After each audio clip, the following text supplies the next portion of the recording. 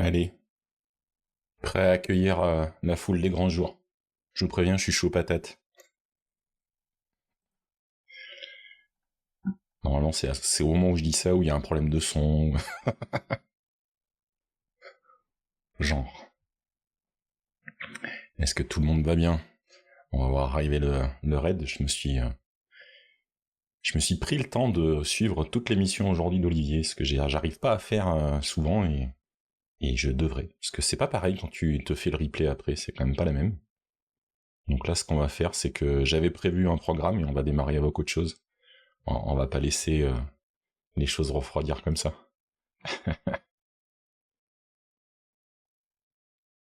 Alors, est-ce qu'il s'est trompé de bouton? Mais le voilà. Le voilà, voilà. Allez-y, posez vos chaises, installez-vous au fond. Il y a un petit coin d'herbe pour ceux qui veulent poser la couverture pour le pique-nique. Tu vois, Mathieu, t'as fini par trouver la bonne porte. Ouais, ouais, ouais.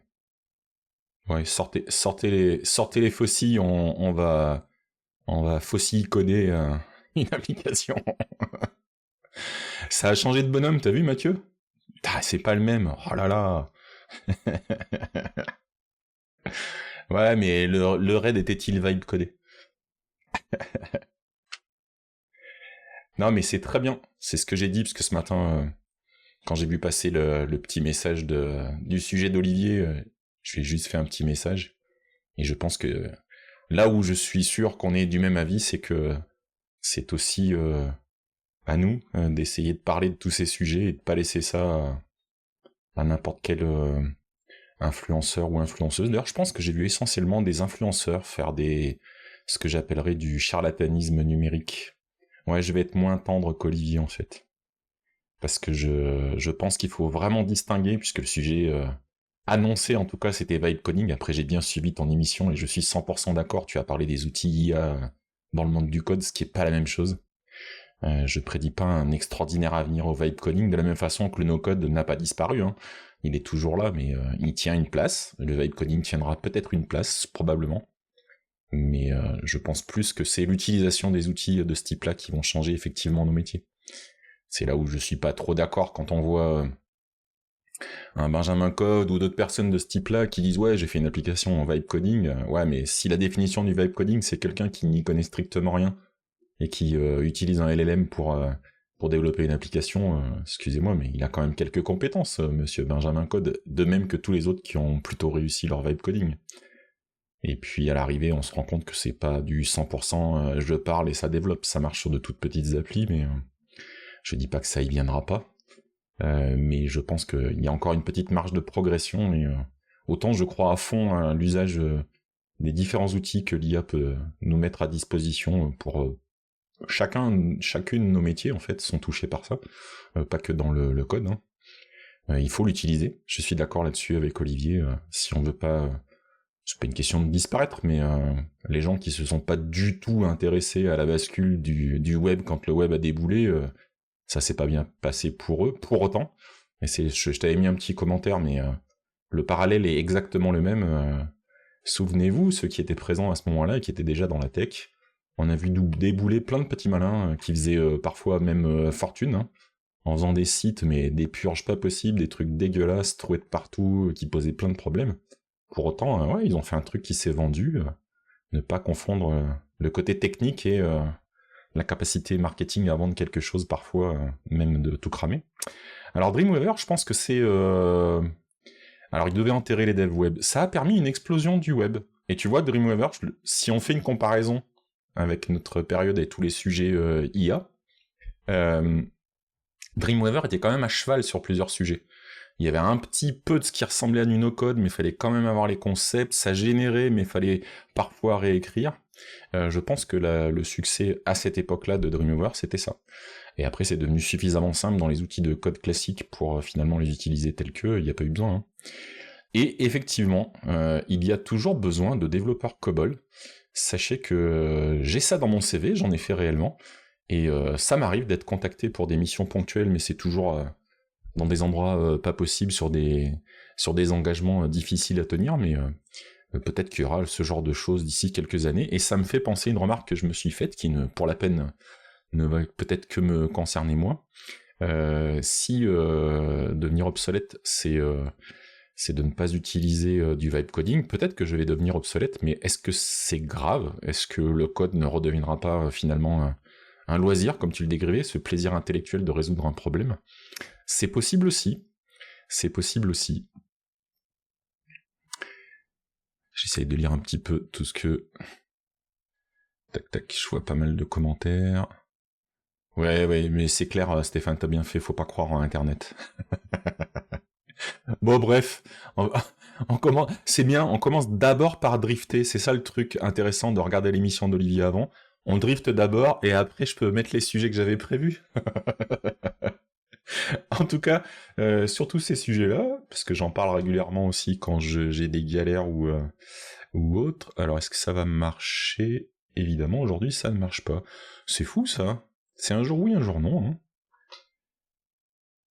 Je voulais vous copier le lien qui remarchait, parce que je l'avais retesté pour le Discord. Oh, Python, c'est pas loin du no-code. Oh la vache. Ah, j'ai quelques compétences en troll, mais j'avoue que celle-ci, elle est pas mal. Alors, je vais vous mettre le lien. Hop, Discord. Tac. Et venez, on prendra le temps. Là, c'est pas la bonne position, je suis en train de parler, vous vous tapez du texte. Venez me troller sur Python, c'est pas loin du no-code sur le Discord, comme ça on aura le temps d'argumenter. mais chapeau, pas mal, pas mal. Alors, tac. Un orchestrateur d'appel de l'ellipsé. Bah, je serais presque plus d'accord, en fait. Ça me va bien. Non, ça me va bien. Pourquoi pas un orchestrateur d'appel de l'ellipsé. Alors par contre, ça nécessite de se mettre à jour sur ce qu'est Python aujourd'hui. Parce que il y a longtemps que les packages les plus intéressants sont plus en C, mais en C++, voire en Rust aujourd'hui. Mais surtout, il y a plein de modules qui sont des modules pure Python aussi, donc ça existe aussi. Mais je suis d'accord, la dépendance, on en a déjà parlé l'autre fois avec le fait que Python interagit avec d'autres langages par le biais de ce genre de librairie, moi ça me va bien. Ça me va bien. Le t-shirt est adapté au sujet, ouais, je confirme. Est-ce qu'on arrive à voir ce qu'il y a dans le dos? Ouais, yes. Hop. C'était l'EuroPython 2019, où j'avais eu la chance de rejoindre la petite équipe qui faisait l'atelier de découverte de circuit de Python, ça devait être, ou micro Python, non, circuit de Python, avec les petits outils super, dont j'ai évidemment perdu le nom là maintenant, parce que ça me revient pas, parce que j'ai pas de mémoire, où on développait sur un petit microcontrôleur, ça doit être un SAMD 21, avec un petit écran avec des LED, c'était très sympa. On y va quand même, parce que je vais pas digresser à l'infini non plus, on va voir si la suite marche, yes. Donc je vais partager mon écran, et on va parler du premier petit truc que je me suis noté de vous montrer. Je suis toujours pas convaincu de ma nouvelle disposition avec mon écran là, mais bon, on va dire que ça va faire l'affaire. Tac, je vous zoome un peu. Je voulais vous parler du petit projet Neotop, parce que je suis régulièrement ce type d'outils qui permettent d'avoir non, pas Neotop, pardon, Neo-Htop, ça vous parlera plus, hein. Qui est un truc hybride de plusieurs technos, c'est pour ça que ça m'a plu. Je vous le montre, parce que rien n'est mieux qu'une vraie démonstration tout de suite, donc là le voilà en live. Voilà, ça permet d'observer les ressources de votre machine. Voilà, ça fait 2 jours que je regarde ça, comme pour voir si c'est sympa. Je trouve ça assez lisible. Faut que je regarde le theming, que j'ai pas encore changé, mais peut-être que c'est accessible directement. Je dis peut-être une connerie. Non, c'est pas aussi direct. Parce que le theming, là, en dark, le dark theme, ça me va pas du tout. Mais voilà, c'est plutôt pas mal foutu. Donc vous voyez que là, il y a OBS qui mange un peu de CPU, là. Je vais lancer quelques trucs derrière. D'habitude, ça fait pas tant que ça, d'ailleurs. Je suis étonné. Ah ouais, ça c'est étonnant. Qu'est-ce qu'il m'annonce, lui? Ah ouais, c'est rigolo. Ah, mais est-ce que c'est... voilà, j'ai pas fait mes devoirs. Est-ce que c'est, quand il annonce CPU, est-ce que c'est l'usage d'un corps, ou c'est globalisé sur le CPU? Parce que vu que la machine ne bronche pas, et que OBS en lui-même, je regarde la petite fenêtre, il m'annonce une consommation autour de 4% du CPU, ce qui me semble assez réaliste. Donc est-ce que ça veut dire que c'est 43% d'un corps sur les 12 corps, et du coup ça fait 4%? J'irai creuser ça. Normalement, si je ne vous dis pas de bêtises, dans la partie release, normalement, oui, il y a un exe pour Windows, un package, alors Debian et un RPM aussi, et il y a une app image, et puis il y a les binaires pour les Mac, que ça soit Intel ou Silicon, donc il y a tout ce qu'il faut, et c'était pour eux, voilà, je trouvais que c'était... Moi j'aime bien ce genre de petit outil, ça m'a souvent... J'aime bien explorer ça, parce que ça m'a souvent appris des choses. Et par exemple, je vais aller creuser comment évaluer cette histoire de pourcentage de CPU, comment on récupère un corps et pas les autres, je sais pas, je vais aller regarder comment c'est fait, même si ça risque d'être un peu gratiné. Donc ce qui était intéressant comme stack, je crois qu'ils décrivent ça un peu plus en dessous... tac, je crois que c'est là... Il me semble qu'il y avait plus de détails... Voilà, la stack en fait technique, c'est un back-end avec Rust et Tori qui permettent en fait ni plus ni moins d'avoir une oh la mémoire aujourd'hui. Oh là là, mais faut que je me réveille. Hein. Avec le front-end, c'est un front-end web avec Svelte et TypeScript et vous faites ça. Electron, punaise, merci. Je m'auto-remercie bien sûr. Ça, c'est l'équivalent d'un Electron quoi.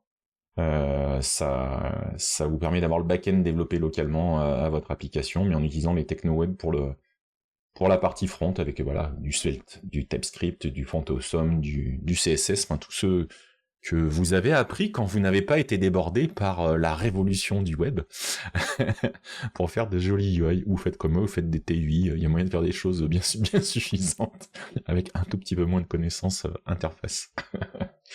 Voilà, je voulais vous montrer ça. Donc projet open source au passage. Nidou il nous dit que le binaire Windows, tu viens de le lancer, ça semble pas mal par rapport à l'outil de Microsoft. Alors je dis pareil, ça semble pas mal par rapport à l'outil de macOS, mais j'ai pas eu de cas, tu vois. Je sais pas, par exemple, est-ce que... Là j'ai les process, mais j'ai l'impression qu'il fait... C'est au niveau... C'est pas des process, c'est au niveau applicatif, non? Est-ce qu'on peut regrouper les grappes de process lancées par une application, par exemple? J'ai pas regardé les autres trucs, des fois ça me sert pas mal. Quand on a un petit coquinou comme Chrome ou Firefox qui semble ne pas consommer grand chose, et en fait il y a 47 process qui consomment tous chacun un peu. Donc ça peut être intéressant. Mais je vous dirai à l'usage, parce que je vais le faire là sur ma machine perso, je vais l'utiliser en guise de moniteur, donc on verra ce que ça donne. Je voulais vous montrer ça. Mais comme le disait le t-shirt, hop, mes principaux sujets aujourd'hui que je voulais aborder avec vous. Hop, je vous mets les liens. Alors je vous mets les deux liens tout de suite, parce que c'est dans la même galaxie. J'ai d'abord entendu parler de l'outil d'Astral, mais ça c'est parce que je suis pas objectif et que j'aime beaucoup toutes leurs initiatives. Et après, il se trouve que j'ai entendu dans un podcast parler de Firefly. Alors, les deux sont en fait des outils qui vont vous permettre de faire du type checking en fait. Et oui, il est possible de faire ça avec Python. Je vous mets la news pour Firefly parce que j'ai vu passer la news. Après, c'est méta. Donc, je vous cache pas que même en open source, ça reste méta, donc déjà, il y a des points en moins. C'est totalement subjectif et injuste, hein, bien entendu. Et de l'autre côté, vous avez Astral, et comme d'habitude avec Astral, mais ce coup-ci, il l'annonce dès que les projets sont à peine émergents. Là, c'est pas encore réellement utilisable, hein, c'est même pas une alpha, c'est vraiment parce qu'ils ont décidé de continuer de développer de manière très publique. Et comme d'habitude avec eux, non seulement il y a le côté type checking, mais en même temps, pour aller plus loin, ils ont annoncé qu'ils étaient aussi en train de développer un language server qui leur serait propre aussi. S'ils amènent le même niveau de performance dans le language server qu'ils l'ont fait sur les autres outils, et VS Code va à nouveau être utilisable pour Python sur des vrais gros projets. Le problème aujourd'hui, c'est que ça marche bien avec des tout petits projets. Hein. Meta ne tue pas les projets comme chez Google. Oui, c'est vrai, c'est vrai. Après, c'est open source, on fait ce qu'on veut. Non, on fait pas ce qu'on veut, d'accord. Pas aujourd'hui le débat sur l'open source, Google et Meta. Donc voilà, vous pouvez regarder un petit peu parce qu'ils expliquent le pourquoi du comment. Il doit y avoir aussi sur le site d'Astral quelques explications. Et voilà ce que j'aurais dû vous mettre parce qu'il y a un épisode sur TalkPython avec... Alors... Hop... Comme ça, je vais vous le mettre. Voilà, il y a un épisode, c'est celui-là. Ouais. Je vous le mets tout de suite et puis je le rajouterai dans la petite conduite dans la description. N'oubliez pas de vous abonner, hein, que ça soit Twitch ou YouTube, faites pas les timides. Voilà, regardez. Comme ça, j'oublierai pas. Et donc, ça vous parle de cette nouvelle création de chez Astral. Ce qui me fait penser, j'ai dû faire des... Alors on dit des skits, hein, c'est ça, sur Blue Sky, parce que je ne touche plus à Twitter X. Il y a eu aussi la moins jolie nouvelle, Textualize, qui est la société au sens commercial et financier, qui était la société qui employait les principaux contributeurs et le créateur de ma librairie fétiche Textual et puis Rich. Eh bien, ils vont mettre la clé sous la porte. Le modèle économique n'a pas suivi sur ce qu'ils voulaient.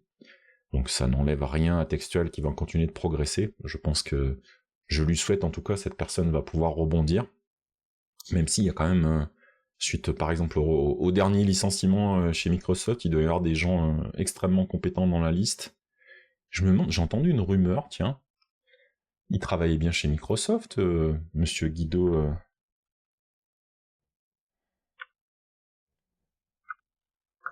Hop. Est-ce qu'il y est toujours? Parce qu'il était employé par Microsoft et j'ai entendu dire qu'il avait fait partie des wagons, quand même pas, quand même. Si on va voir là, qu'est-ce qu'il indique? Ça a été changé? Non, officiellement sur LinkedIn il dit qu'il y est toujours, donc il doit encore y être, je sais pas. Ça m'aurait semblé quand même énorme, mais ça se peut, ça se peut. Bref, tout ça pour dire que ouais, si vous avez l'occasion d'envoyer un peu de love aux équipes de Textual et de Reach, ou de les soutenir, parce que probablement c'est ça qu'il faudrait que je fasse, puisque je le fais sur d'autres projets. Est-ce qu'ils ont sur leur GitHub le moyen de les soutenir? C'est pas sûr. Non, ça a pas l'air. Je vous dirai ce qu'il en est, si jamais je trouve quelque chose. Bref, j'ai auto-drifté une fois de plus. Le type checking en Python, c'est possible. Ça fera grincer les dents et moi ça me fera rigoler. Donc ça va devenir une pratique plus que courante et c'est tant mieux. Et nous allons pouvoir passer à la suite, qui est justement, puisqu'on est en train de parler de Python en lui-même, il y a un teaser qui vous parle d'un documentaire qui va sortir autour de Python, le langage, la commu, tout ça. Donc je vous laisserai regarder le teaser en lui-même. Il y a bien sûr Guido et comment il a créé les choses et ainsi de suite.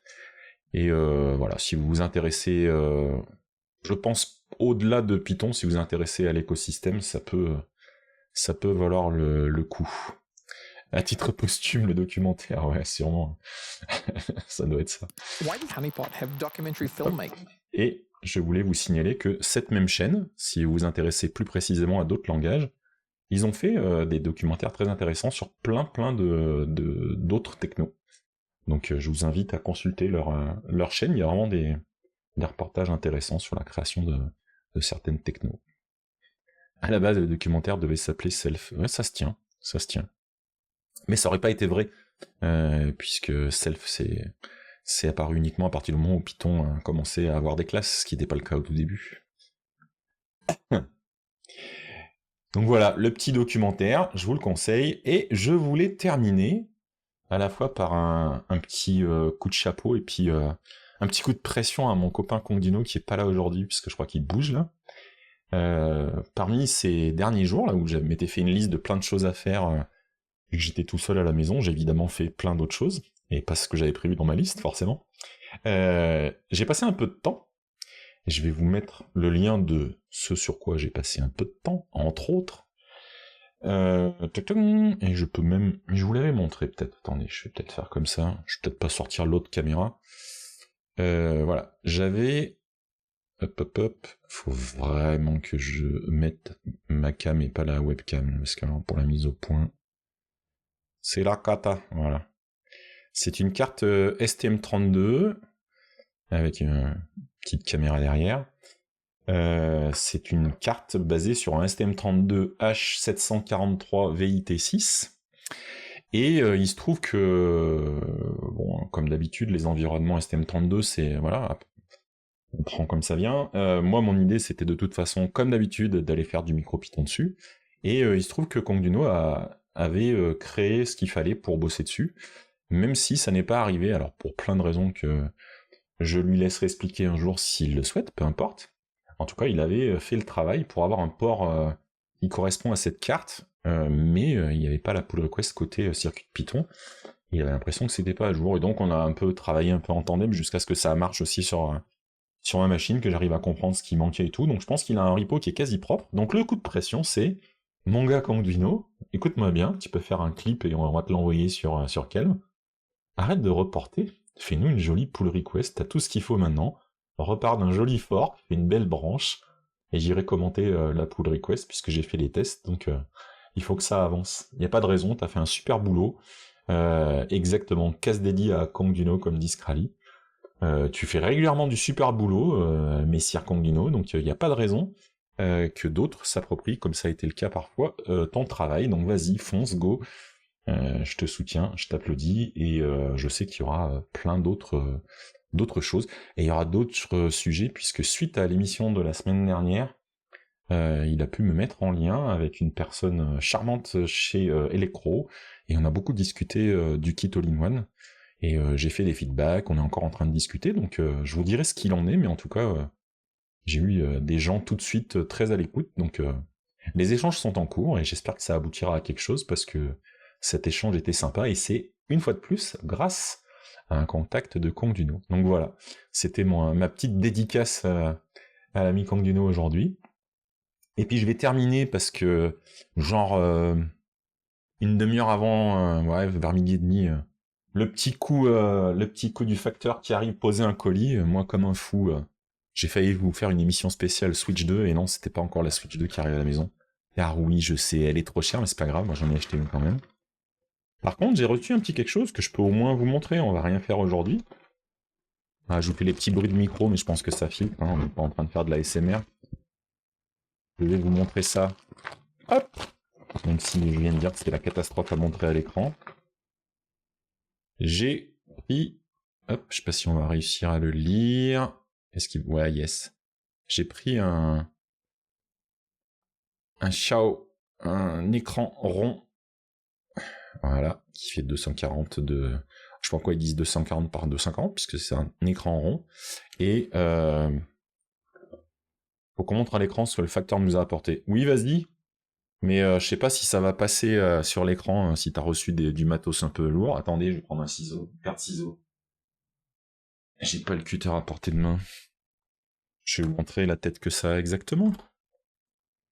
Je sais déjà ce que je vais en faire, mais là je vous montre juste ce que j'ai reçu. Je vous garde un peu la surprise de ce que je vais en faire derrière, une bêtise évidemment. Voilà, c'est sympa moi je trouve. Petit écran comme ça. Et j'ai pris cette version parce que c'est vraiment pour m'amuser et prototyper. Si je fais comme ça. Ah, faut vraiment que je mette la deuxième caméra quand je fais ça, c'est trop pourri là. Il n'y a pas assez de lumière. Marc, je peux peut-être le faire directement avec l'iPhone comme ça. Allez, on va le faire à l'impro. Vous avez l'habitude des impros avec moi, c'est pas nouveau. Hein? Pas changer une équipe qui gagne, ou pas? Tac tac tac. La caméra. J'attends que ça se connecte. Yes.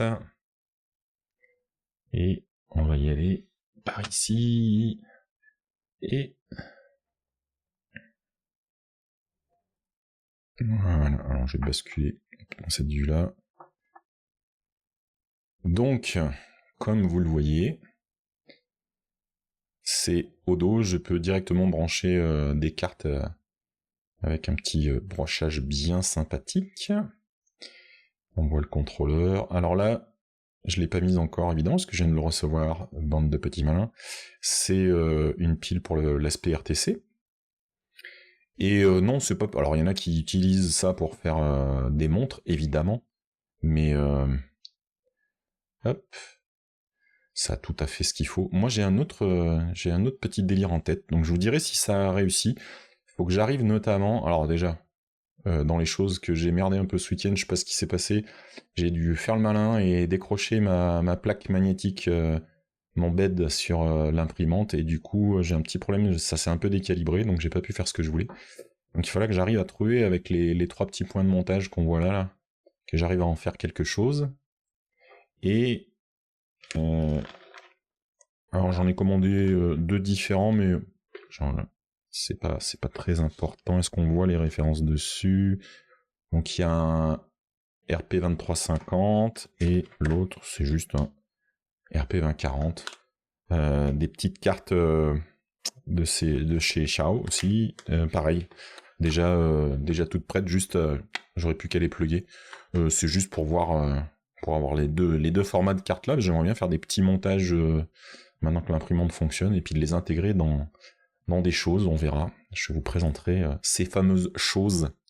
Une fois que j'aurai quelque chose de montrable, on verra ce que ça donne. Hop, je vais remettre ça de côté. Hop, on reprotège tout ça. Et peut-être que je peux vous mettre les liens d'ailleurs.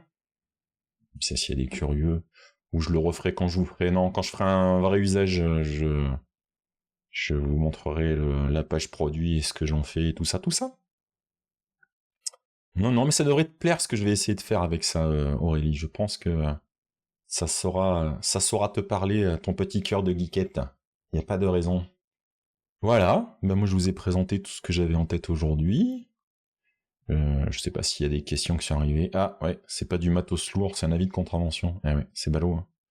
C'est ballot. C'est ballot. Ah oui, c'est vrai, maintenant il y a le nouveau système, t'as l'amende, mais il n'y a pas de points. Eh ouais. Bon, c'est pas 90. Si tu la payes dans les 15 jours, c'est 45, c'est ça? Ouais, ça arrive, pas de pot. Hein. Pas de chance, pas de chance. Et ben voilà. Ah si, peut-être que je voulais... Non, je sais plus. Si, je voulais montrer l'autre fois. Bon, je sais pas. Allez, pour le plaisir, on va se quitter comme ça. Je vous montre la formidable petite mascotte. Voilà. C'était... Hop. Oui, je vous l'avais montré peut-être l'autre fois. La petite figurine Lego Mixtine qu'on a donnée aux enfants pendant Mixit. C'est hyper chouette. Et sur ce, eh ben, je pense que s'il n'y a pas plus de questions et autres, je vais être un bon élève et me dépêcher de récupérer tout ce qu'il faut pour préparer le replay et vous l'envoyer dans l'après-midi. Hein, on va essayer de faire quelque chose de sympa comme ça. Il fait pas très très chouette chez moi, mais profitez de votre chez vous s'il fait beau par chez vous. Et ne soyez pas sages, mais passez une excellente semaine. Et on se dit à la semaine prochaine. Ciao ciao!